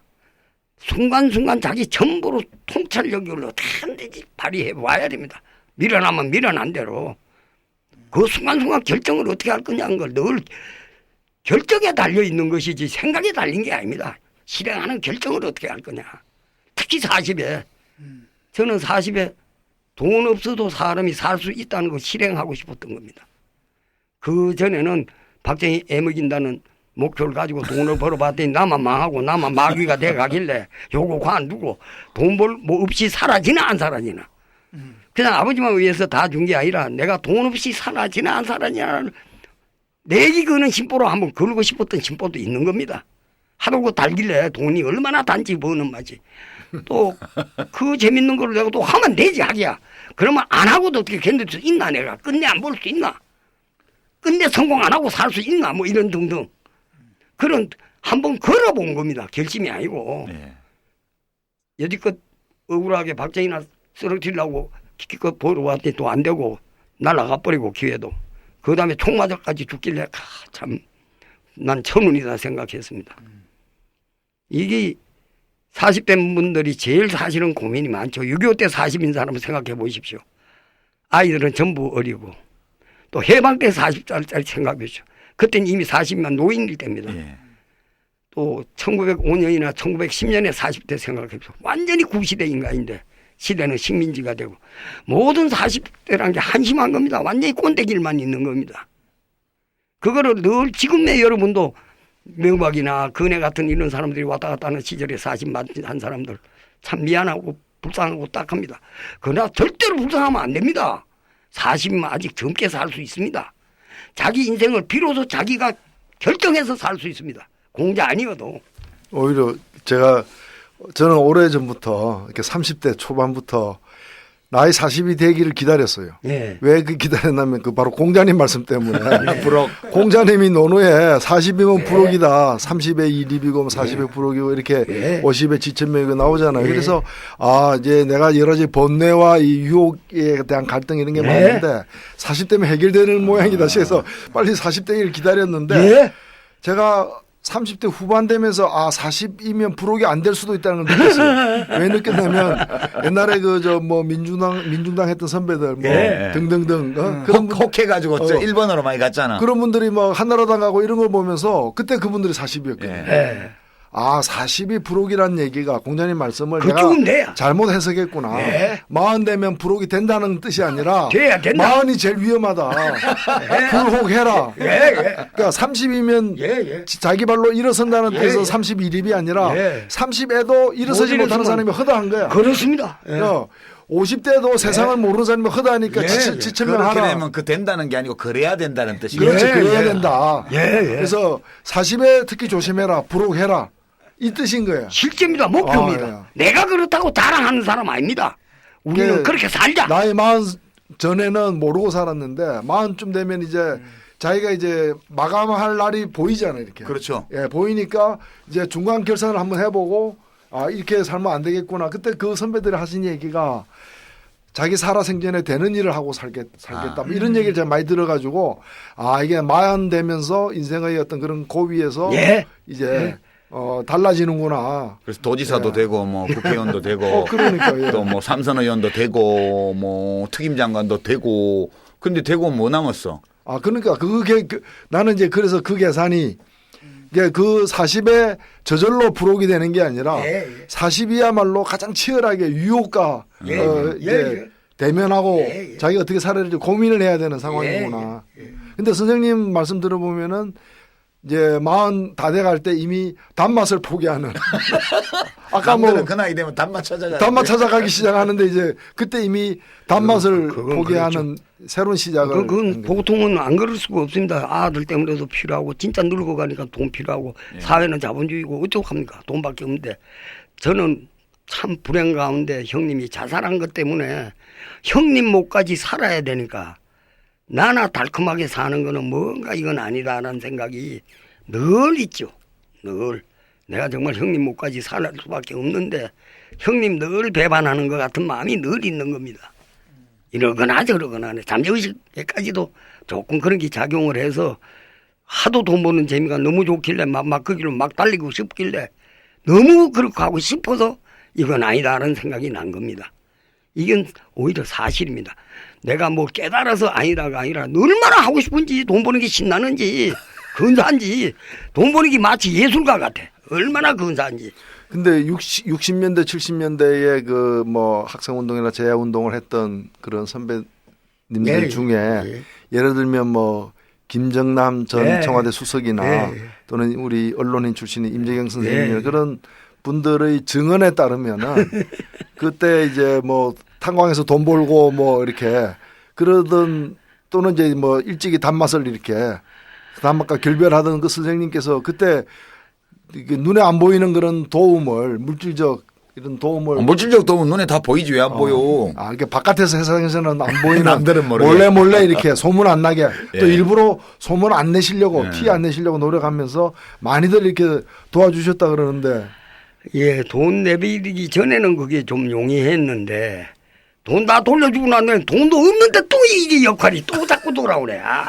아무도 돈 다 준 걸 몰라요. 알면 빨갱이 됩니다. 알면 빨갱이로 몰리기 꼭 쉬우니까. 그리고 친구들도 그래요. 설마 그 많은 돈이 없어질 리가 있나? 어떻게 다 주노? 있겠지. 전부 있는 걸로 안 돼. 그러니까 자꾸 이 얘기를 하죠. 없단 말 하기도 그 좀 핑계가고. 아, 참. 그래서 내가 삥땅을 시작합니다. 그때부터. 내 돈은 없고. 아, 이게 이미 돈이 천박한- 없는데도 돈이 있는 줄 알고 손 내면 자꾸 내미니까 할 수 없이 삥땅으로 시작을 합니다. 그래가지고 드디어 또 다시 또 한 3년 가만히 엎드려 있다가 그 스트라이크 바람에 다시 회사까지 시작합니다. 내가 돈 있는 줄 알고 저거 돈 좋은데 또 경영하기가 골치 아프니까 또 날 또 불러냅니다. 그게 또 회장이 됩니다. 할 수 없이. 없다 해봐야 소용없으니까. 그러니까 더구나 돈 있는 줄 알지. 드디어 또 감춰놨던 돈 가지고 하는구나. 그래가지고 또 이제 박정희 총 맞아 죽는 79년인가 네. 8년인 그 이제 79년. 예. 또 병이 납니다. 그래가지고 병이 나가지고 회사를 또 넘겨주고 저거 줬던 거 모이고 또 내가 또 어디서 삥땅한 거 가지고 또 이제 꽤 회사가 꽤 됐어요. 꽤 잘 되니까 그것도 두 번 그러니까 내비린 겁니다. 억지로 끌리다가 또 한 판 또 합니다. 안 한다. 너가 하라. 그래서 다 저걸 다 사장을 시켜놨는데 또 끌어내니까 경영하기가 힘드니까. 또 나는 사실은 경영에 들어가면 은행은 돈을 잘 꿔주니까 이 사이에 사실 72년인가 1년에 기업 자금 완전히 그 동결이 있었는데 사채 83 조치. 사채 예. 동결. 사채 동결. 사채 동결. 83 조치라고 그게 있었어요. 83이 아닌데요. 아니 8월 3일 날 했다고. 8월 3일 날 예, 예. 83 그 조치라고. 72년인가 72년이죠. 2년인가 그럴 거예요. 그때 사채를 많이 쓰고 있었는데 사실은 이것도 이제 다 법에 걸리면 걸리죠. 그때 보고령대로 하면. 일부러 사채꾼들을 다 직접 주인이 가져와라. 어떤 결정하는지 너 그 마음에 딸렸지만 다 직접 주인이 와라. 데리고오면 안 된다. 실제로 데려온 건 내 쫓았어요. 내가 찢을 테니 돈을 이 법대로 동결하기 싫다. 날 어려울 때 도와줬는데 내 손으로 찢음으로 해서 내가 맞아 죽을 짓을 내가 할 테니까 아무 문서도 못 준다. 왜 문서 주면 경리들이 잡혀간다. 그렇죠. 예. 그래 이건 내가 생각한 겁니다. 그래서 그걸 다 내 손으로 박박 다 찍고 1년 이내로 막 다 갚습니다. 모든 사채를. 그 힘드는 걸. 실제로 이거는 내가 이거 돈 버는 재미가 좋아서 내비리 떠나야 된다는 생각이 다 있어서 하는 겁니다. 그래가지고 그것 때문에 나는 신용이 사채 시장에서 신용은 이병철이나 이런 사람보다 낫겠죠. 그걸 찍고 금방 갚으니까 얼마나 바쁩니까? 그때 그 사채 동결을 해갖고 이제 사채 신고를 받은 다음에 그거를 이제 저리로 국가에서 바꿔놓고 뭘로 지급을 했냐면 아직 만들지도 않은 산업은행 주식으로 지급을 하고 그랬어요. 예, 예. 그래서 실제로 다 띄어먹은 겁니다. 예. 사채 신고.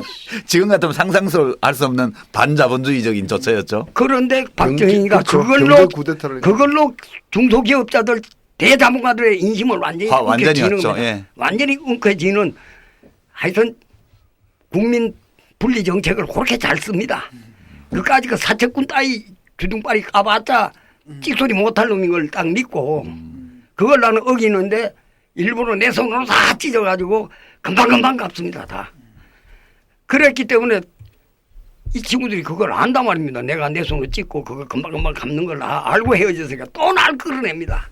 뭔가 꾀가 나오든지 뭔 수가 나오는지 해가지고 자본이 어려우니까. 선생님 근데 지금 선생님 지금 80 되셨잖아요. 예. 근데 지금 40대에 막 들어오는 우리 청취자들 또 이제 신문에 선생님 인터뷰나 책이나 이런 거 보는 사람들 중에 40대들도 많아요. 예. 그 선생님 40대 때를 이렇게 돌아보시면서 아까 청춘들은 20대들 예, 뭐 예. 30대 청춘들은 경쟁에서 이기려고 하지 말고 자기 색깔대로 어디 부딪혀 가지고 자기 인생을 예, 열어가라고 예, 예. 말씀 주셨는데 40대들은 어딘가 지금 자리 잡고 뭐 이제 한 자기 하던 일을 그렇죠. 10년 15년 해온 사람들이잖아요. 그렇죠. 근데 그런 입장에서 보면 다 선생님처럼 하던 거 뭐 다 정리하고 딴 거 할 수는 없는 거고. 그럼 보시다. 예, 그럼 뭐 나도 보장이 있은 것도 아니고 사실은 내가 돈 10원 한 장도 따로 집에 통장도 안 줬습니다. 내 몫은 아버지 다 주고 내 어린 서동생 때문에 어린 내 서모도 아니죠. 첩이죠. 어머니가 계시니까. 내 어머니한테도 따로 안 줍니다. 내 책임으로 하려고. 아버지가 별로 돈 줄 것 같지는 않고 천만 줄 테니까. 그래도 내 어머니한테도 딴 돈 안 줍니다. 내가 정말 내 마음대로 살아보려고 살아지나 안 지나를 보려고 일부러 나는 돈을 포기하고 내 식구는 가면 거지 만들려고 그래서 그 무책임만 한다고 예. 우리 마누라 자살할 수도 있습니다. 그 사실을 다 알면 우리 애들도 원망할 수 있습니다. 아, 할아버지 돈을 아버지가 내버린 걸로 지금도 알고 있을 겁니다. 원래 아버지가 부자였으니까. 그때 이런 결심 아니고는 그 돈 버는 재미에서 자유로워질 수가 없습니다. 여러분이 지금 그 자리에서 그 식구를 그렇게밖에는 부양 못하고 그렇게 내 책임밖에 못한다고 자기를 자꾸 너무 얕잡아보지 마십시오. 사람은 마음먹기 따라서 전혀 딴 인생이 새로 열립니다. 그거는 여러분만이 결정할 수 있지 남이 권할 수는 없습니다. 그 용감한 사람은 모험을 떠날 수 있고 예. 용기가 부족하면 또 살던 대로 사는 사는 거. 대로 그냥 사는데 자기를 얕잡아보지 말아라 이 말입니다. 예. 하려면 할 수 있다. 할 말 할 수 있는데 난 좀 비겁하게 그냥 이대로 안전방으로 갈 뿐이다. 적어도 이 생각은 하셔야 됩니다. 자기를 왜 비웃고 왜 깔봅니까? 그러니까 나는 다른 걸 할 수 없어서 이걸 한다 이게 아니고 예. 다른 거 마음먹으면 할 수 있지만 있지. 그래도 여러 가지 감안해서 내가 그냥 이렇게 간다. 그건 너의 인격의 문제가 아니고 삶이 그런 기적의 힘을 가지고 있는 겁니다. 그걸 단지 여러분이 자기한테 적용 안 할 뿐입니다. 남이 깔보는 이에게 하도 훈련이 돼가지고 자기 비하에 우리는 겸양이라는 말로 자기 비하를 하고 앉았습니다. 겸양은 자기 비하가 겸양은 아닙니다. 자기 삶을 존중하고 존중한 건데 남의 삶을 절대로 경시 안 하는 데서 겸양이지 자기 비하가 어떻게 겸양이 됩니까? 자기는 유일무이한 우주가 시작해서 끝까지 한 번 사는 인생입니다. 그걸 존중해야지. 내 삶을 존중 안 하는 놈이 누구 삶을 존중한단 말입니까? 제발 여러분도 사십시오. 기죽지 마십시오. 중요한 말씀을. 격려가 될 것 같은데요. 헛속더라도 헛속더라도 한번 배짱 가져 보십시오. 그러니까 자기 비하가 겸양이 아니고 남의 삶을 존중할 줄 아는 자세. 그리고 자기 삶을 우선 존중해야죠. 또 그렇죠. 자기 삶을 존중하면서 타인의 삶도 존중할 줄 아는 자세가 겸양이다. 예. 임금 노예로 살아도 괜찮습니다. 이 썩은 사회에서 괜히 희생당하지 마십시오. 임금 노예 된 거를 괜히 부끄러워할 필요도 없습니다. 전 세계가 그 꼴인데 나 혼자 그렇게 마음대로 벗어나집니까? 맞아 죽는 길로 잘못하면 가니까 식구한테 어떡하려고 마음대로 벗어나. 그게 고민이죠. 그런 그렇죠. 거. 아이들 커가고 그럼요. 있고. 예. 그거 걱정하지 마시오. 비겁한 거 아닙니다. 자식 핑계도 대지 말고 마누라 핑계 대는 거 내가 내 스스로 마음대로 맞아 죽는 건 내 혼자 마음대로 결정할 수는 없는 겁니다. 그거는. 늘 생각하고 자기 아껴야 됩니다. 살던 대로 살더라도 예. 자기 자신을 비하하면서 그렇게 살지는 말아라. 정말 그럴 건 없습니다. 그러니까 똑똑히 알고 살아라는 예. 거죠. 솔직히. 사실대로 봐라. 사실대로 보지 왜 네가 너를 자꾸 비하냐. 예. 이게 이 정도 좀 말씀을 과한 말 나눠봤는데요. 미안합니다. 아닙니다. 아마 네, 좋습니다. 이 정도 들으셨으면 아마 오늘 청취자 여러분들이 왜 최인구 이사장님이 오늘 왜 우리가 모셨는지 느낌이 오실 겁니다. 흔히 그런 말 하잖아요. 우리가 왜 그러니까 나이는 숫자다. 라는 말을 하는데 사실 그 늙었다라는 말이 그 긍정적으로 쓸 때도 있고 부정적으로 쓸 때도 있는데 그 부정적으로 쓸 때 늙었다라는 게 단지 신체적 연령이 늙었다는 게 아니라 생각의 문제인 것 같아요. 그러니까 어떤 사람 같은 경우는 나이가 아주 어린데도 가끔가다 그런 사람이 있거든요. 딱 만나보면 이야 얘는 나보다 나이는 10살 어린데 이렇게 생각하는 거는 한 20년 늙은 20년 늙은 거 같냐 이런 느낌이 들 때가 있는가 하면 또 어떤 분들은 딱 만나 와 이렇게 연세가 드셨는데 생각이 이렇게 상록수 같으신가 이런 분들도 있으신 것 같아요. 그래서 역시 오늘 마지막 주제가 그겁니다. 이렇게 품격 있게 나이를 먹는 법. 도대체 어떻게 하면 합니까? 아유 선생님, 선생님 같이 아유 말을 그렇게 참 내가 보기에는 정말 하기 어려운 말들 해서 모난졸 정맞듯이 늘 정맞는 분이신데 이게 참 고맙습니다, 진 선생님. 참 사실 유시민 선생도 고맙고 내가 늘 한탄을 했습니다. 저 좋은 말 하면서 왜 얼굴에 표정을 좀 못 봤구나. 유시민 선생 그 주변 사람한테도 그 표정 좀 연극 배우한테 배우라고 그렇게 했는데 노희찬 선생님도 마찬가지입니다. 유리한 학교 나와가지고 노동운동회나 하고 자편나 댕기고 식구들한테 별로 인기 없을 겁니다. 그러나 모이카 같은 사람도 실증으로 지금 행복하게 잘 살고 있으니까 우리 사회가 동족 상장까지 앞에 얼쩡얼쩡 하는데 늙음을 투학하지 않게 살자는 그 부드러운 말투에 나는 그 표현부터 조금 거북합니다. 늙음은 초한 겁니다. 초한 걸 겁내지 말기 바랍니다. 예. 늙으면 초한 걸 수밖에 없는 게 고통과 병고와 무능력을 하루하루 숨쉬듯이 당하는데 어떻게 안 초할 수 있습니까? 단지 삶의 기적을 믿고 그 초함을 거부하는 마음을 한번 참 뻔뻔하게 한번 가져보십시오. 한번 해볼 만한 거 아닙니까? 그래 늙었다 왜 어쩔래? 아프다 그래 어쩔래? 그래 내가 곧 죽는다 왜 어쩔래?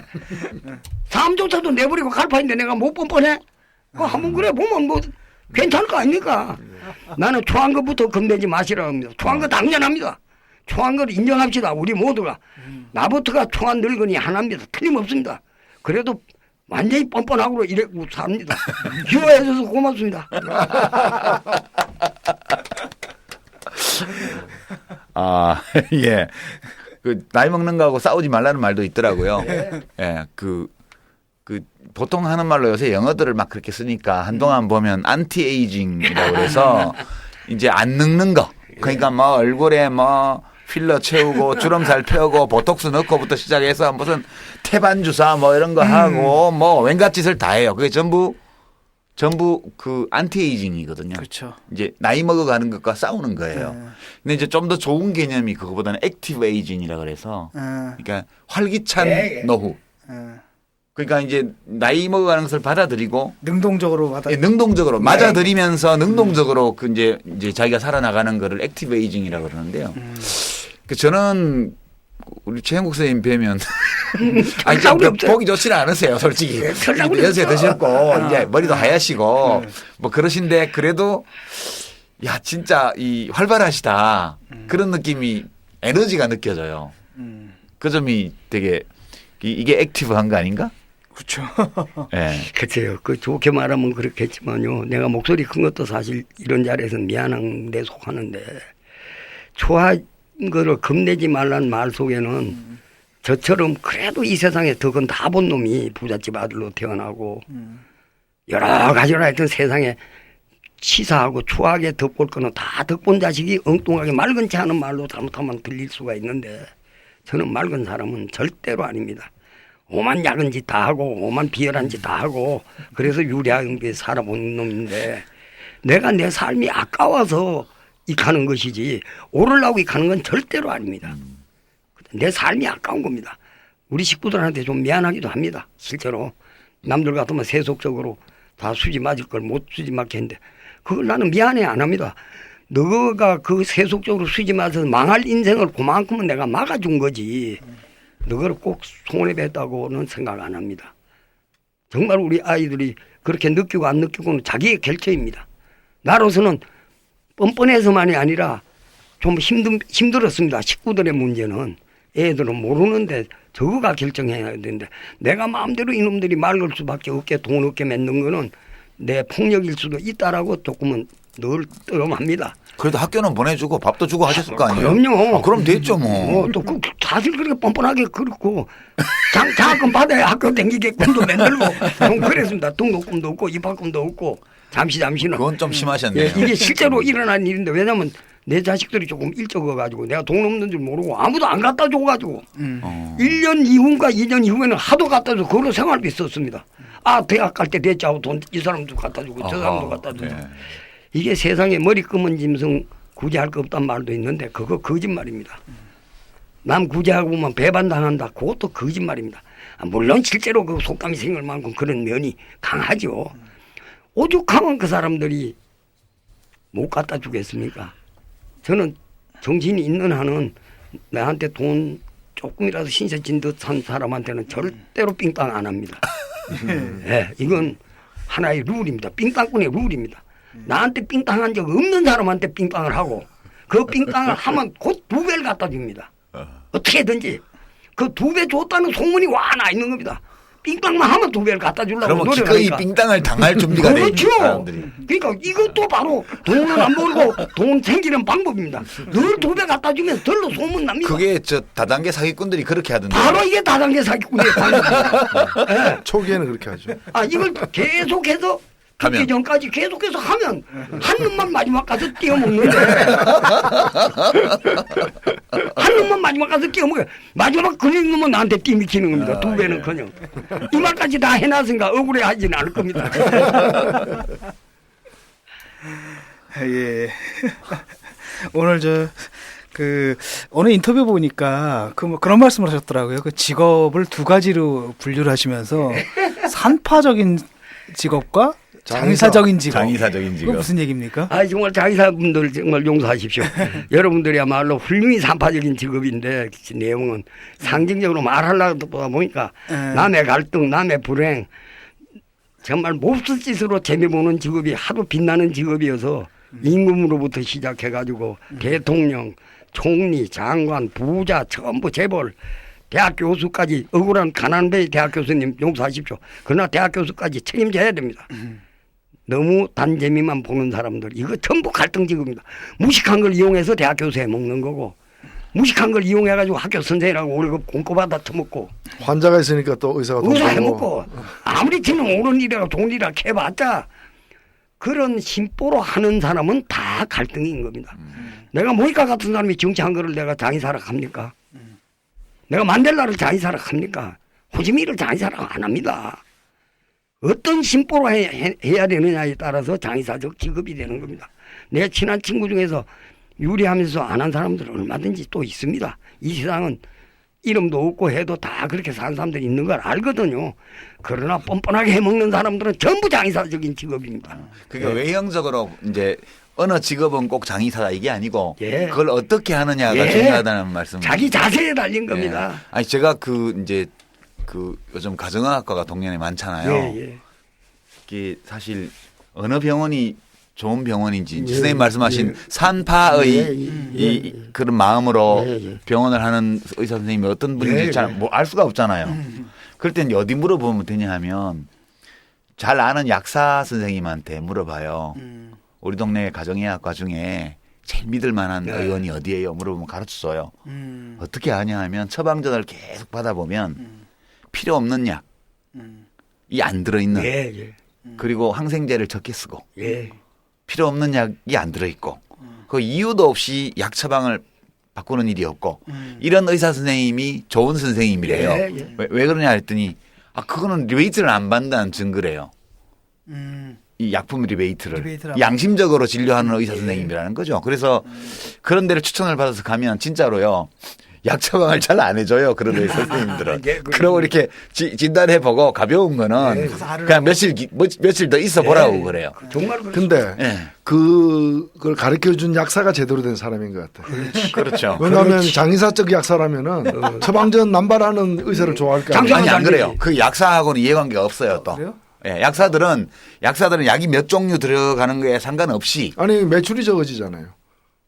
아니 없지는 않습니다. 웬만해서 없지는 않지만 그렇게 좌우되잖아요. 그러니까 이제 좋은 의사 선생님을 알면 그런 이제 양심적인 산파의 마음으로 하는 의사 선생님을 알면 바로 추천받으면 되고 정 없으면 약사라도 알면 그럼 동네 약국에 물어보면 알아요. 안 그러면 보건복지부에서 하는 홈페이지에 가면 병의원 항생제 주사제 처방률이 계속 공개가 돼요. 제가 있을 때 그거 만들어 놓은 거라서. 그 비율이 낮은 병의원을 택하면 선생님 말씀하신 그런 산파적인 마음으로 산파의 마음으로 진료하는 의사 선생님 찾을 수 있어요. 이게 되게 중요하다고 저는 생각해요. 우리 사는데. 정말 유 선생님 내가 괜히 어려운 걸 도닦는 마음으로 살으라는 소리로 들렸을까봐 걱정인데 그게 아니고요. 예. 나는 그런 말이 아니고 우리 모두 시시한 우리 모두가 정말로 신나게 마음 한번 바꿀 수 있습니다. 신나기 위해서 한번 바꾸는데 어떻게든지 내가 행복하게 살아보겠다. 남의 조건에 안 걸고 내가 행복하게 살기 위해서 신나게 마음 한번 바꿔보자. 도닦는 거 골아픈 거 하라는 거 아닙니다. 행복하기 위해서 내 마음 자세 한번 바꿔보자. 요 마음만 있으면 정말 오르막길이 되지 내리막길에 서 있을 내리막길 따로 있고 오르막길 따로 있는 게 아니거든. 내리막길이냐 오르막길이냐 지 마음 한번 바꾸게 달린 겁니다. 방향만 바꾸면 오르막길이 됩니다. 힘 조금 들지요. 조금 듭니다. 힘 안 들면 거짓말입니다.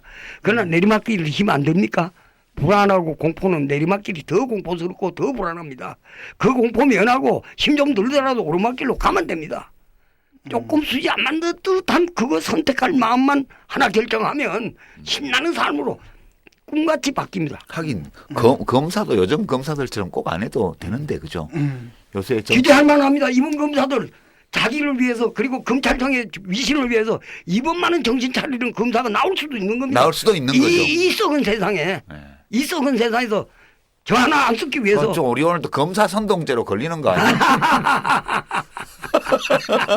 경호는 뭐 5월달인데 뭐 어차피 이놈대로 뭐 선동제로 다 통살 맞아 죽고 삭살 나오고 했는데 뭐. 아 정말 나는 이번에는 검찰 중에서 누군가가 어디선가 튀어나올 수 있다고 봅니다. 그 양체 속에 그 장의사 속에서 산파적인 검사가 나올 수 있다고 봅니다. 홍준표도 검사놈이거든. 그놈은 확실히 제발 명예훼손죄로 좀 고소해라. 나 좀 유명해지고. 니는 쓰레기야. 니는 장의사야. 사표 낼 줄 알면 그래도 좀 낫다. 구제받아라. 사표 절대 안 낼 겁니다. 낼까봐 난 겁이 납니다. 저렇게 약을 넣으면 낼 수도 있는 놈입니다. 얼마나 고약한 놈인지. 아니 그래도 또 혹시 뭐 지금이라도 또 갑자기 그 장의사적인 마음을 버리고 산파적 마음으로 바뀔 수도 있는 거 아닙니까? 그래요. 그건 늘 그래요. 그럼 우리가 사람은. 또 박수 쳐줘야지. 그렇죠. 그럼 일로 한번 모셔야지. 예.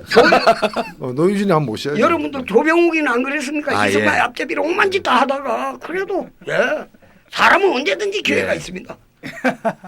서울경찰청장인가 요새 같으면 그거 했잖아요. 그죠? 이승만 정부 때. 아니 맞아. 우리 홍준표 도지사는 사실은 할 수 있는 일이 딱 한 가지 있어요. 자신이 미랄이 돼가지고 그렇지. 자기가 알고 있는 모든 정치 비리를 다 털어놓고 공천 헌금이 얼마였는지 그럼. 누가 냈는지 그리고 다 솔직히 그 당대표 때 1억은 큰 것도 아니잖아요. 그거는 진짜 도의원 공천에도 안 된대 이런 그러니까 그러나 아까 뭐 하여튼 안타까운 실수라 하더라도 고백하고 자기가 알고 있는 모든 것들 있잖아요. 지금 사실은 근데 통해서 홍준표 씨나 이완구 씨 억울해요. 왜 그러냐면 그 말도 나 알아듣습니다. 예. 그거 네. 국무총리가 3천만 원 깎고 30억도 그래요? 아니고 말도 안 돼. 자존심도 상할 거예요. 자존심 엄청 상할 거라고. 한 사람은 7억도 있고 그런데. 그러니까 이거는 지금 내가 뭐 개천에 들었다고 미꾸라지가 신고하자는 거 아니야? 이런 느낌도 있을 거라고. 근데 제가 뭐 이완구 전 총리는 잘 모르겠고 이 홍준표 도지사는 그래도 일말의 의협심은 있을 수 있다고 보기 때문에 그렇죠. 이 기회에 다 털어놓고 그래서 나 하나 썩어서 정치개혁에 드디어 이게 새로운 지평이 열렸다라는 역사에 남으면 하여튼 우리 노 대표님 선동 진짜 잘하셔. 저는 좀 사람이 어려가지고 늘 사람의 그 마음엔 기대를 늘 가지고 있습니다. 그러면 모래시계 검사보다 훨씬 더 멋있는 친구도 모래시계 도지사. 예, 모래시계 도지사. 그 부정부패를 모래성처럼 만들어버린 도지사가 되는데. 예, 살만한 세상 되겠다. 기대할 만하다. 재밌겠다. 인터뷰 읽어보니까 최영국 선생님이 그런 말씀하셨더라고요. 뭐 인생은 쓴맛이다. 학교에다가 비석에 또 써놨고. 근데 그것만 쓰면 유선적으로 들릴 것 같으니까 한마디 덧붙여가지고 근데 역시 단 게 달더라. 그게 정확하게 말하면 쓴맛이 사는 맛이다. 가만히 생각한 게 요거 아무래도 요거 위선적인 냄새가 나. 죽거든. 그냥 하지 말고 죽거든. 그 뒤에다가 그래도 단맛이 달더라라고. 죽거든 쓰라는 말까지 쓰래. 그 단맛도 좀 있어야지 쓴맛만 있으면 인생을 살겠습니까? 네, 아무리 처절할 때도 기쁘도록 우리는 늘 마음을 써야 됩니다. 예. 기가 뿜어져 나오게 신나는 것이 기쁜 거고 즐거운 거는 약간 중독기가 있는 마비기가 있는 게 즐거운 거라고 우리 임낙경 목사가 말을 그 재밌게 합니다. 예. 예, 우리 최영국 선생님. 아주 파란만장한 인생을 살아오셨습니다. 근데 굉장히 독특한 게 한편으로는 이제 군사 독재 정권, 그 군사 독재 정권에 대한 굉장히 비판적 시각을 계속 아직도 유지하고 계시고 추상같이, 또 다른 한편으로 이게 자본주의 체제에 대한 굉장히 비판적 의식도 유지하고 계시면서 동시에 기업가로서 돈도 많이 벌어보셨고 그러다가 또 정권하고 협력하기 싫어가지고 또 그만두시고, 그리고 또 심지어는 그 돈 버는 맛에 자기 인생 자체가 먹혀버릴까봐 이런 이유로 또 그만두시기도 하고요.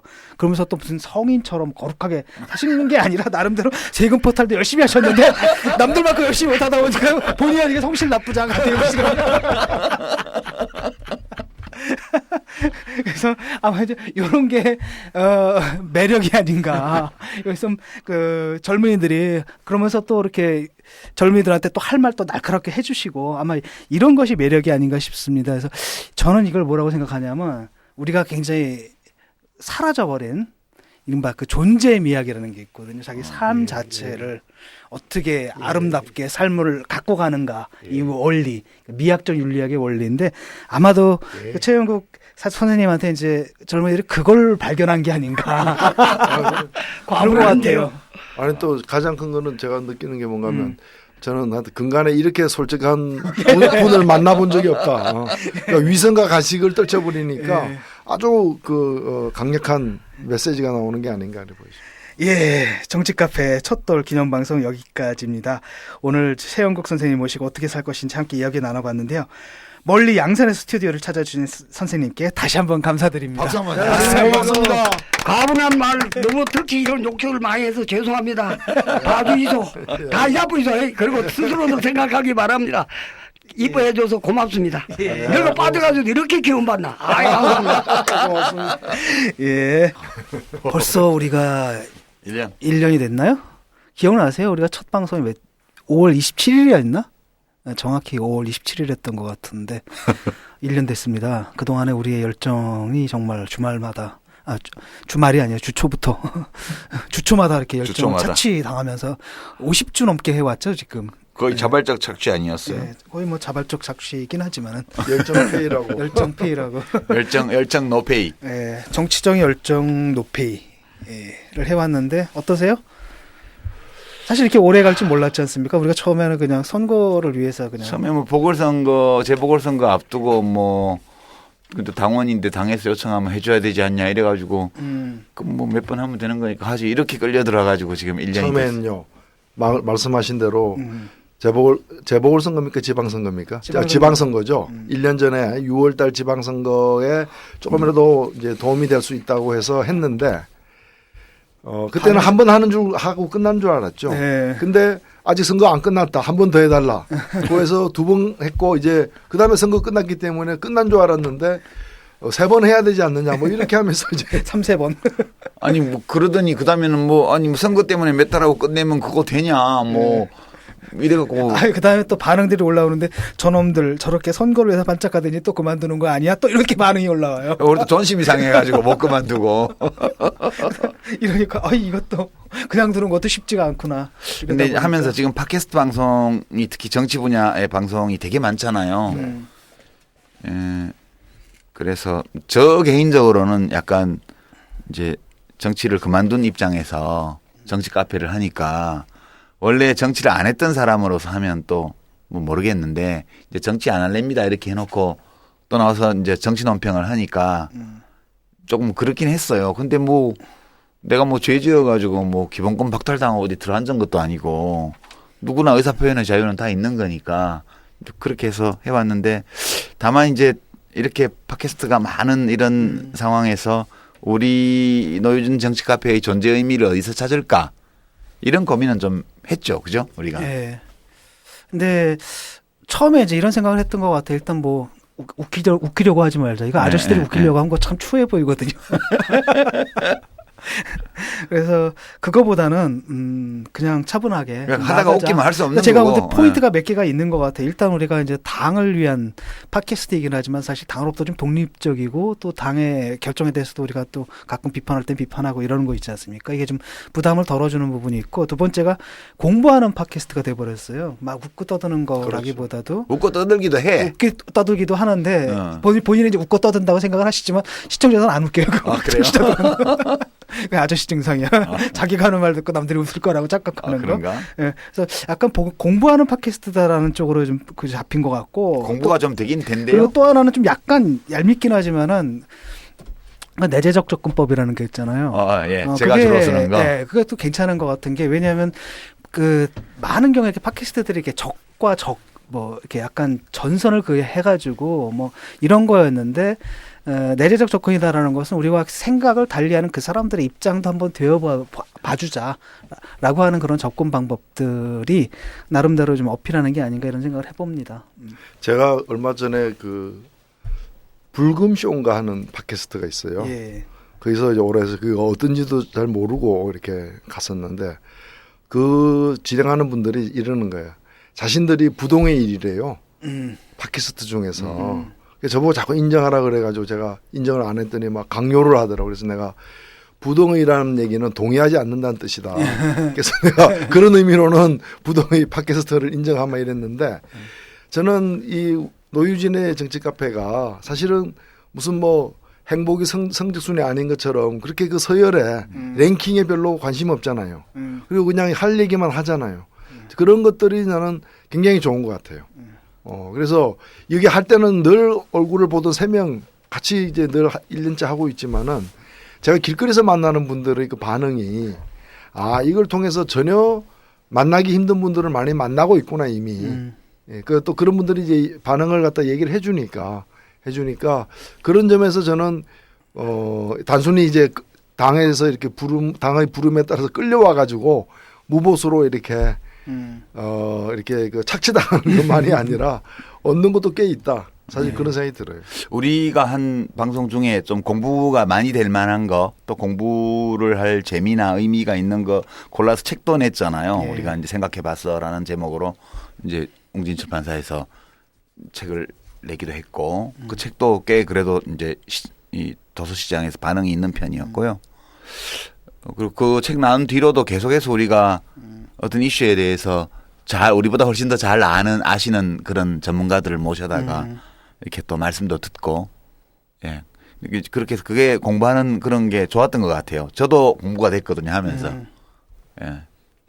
앞으로 약간 좀 보강해야 될 게 그런 거 있었지 않습니까? 우리가 김대식 교수 모시고 예. 인공지능 했을 때 엄청 그게 진짜 예. 사람들이 많이 들었나 봐요. 네, 엄청 많이 들었거든요. 근데 그런 식으로 저는 그 테드라는 강연 시리즈 있잖아요. 거기 보면 그 캐치프레이즈가 ideas worth spreading. 그러니까 막 확산시킬 만한 가치가 있는 생각들이라는 그런 거잖아요. 근데 그 콘셉트가 참 좋은 것 같아요. 그래서 우리가 뭐 정치적인 부분에 대해서도 얘기를 하지만 가끔 가다가는 굉장히 뭐랄까 앞으로 우리가 미래의 사회를 살아가는데 필요한 반드시 알아야 할 그런 아이디어들을 조금 더 이렇게 보강을 해준다면 더 낫지 않을까. 그래서 그런 기회를 좀 많이 만들었으면 좋겠어요. 저는 그 사실은 타임라인 처음에 우리가 이제 오마이뉴스 유주영 기자가 브리핑 해주고 논평하던 그거에서 제가 브리핑하고 같이 이야기하는 걸로 바꿔서 매주 그 일요일 오후가 되면 이제 내일 타임라인 뭐 하지 이것 때문에 스트레스를 좀 많이 받았어요. 이제 월요일 오전에는 특히 집에서 나오기 전에 마지막으로 이제 다 점검한 다음에 할 거를 추려서 나오는데 하다 보니 이제 자꾸 이제 돗자리 깔고 뭐 이래 될 거다 저래 될 거다 이런 것도 나왔는데 그게 부담이 되긴 되게 돼요. 그래서 이제 시즌 1을 오늘 마지막 51회로 시즌 1을 접고 이제 한 주 쉬고 그다음에 시즌 2를 하게 되는데 우리 진행하는 거에 어떤 변화가 필요할지 이런 것도 좀 고민이고요.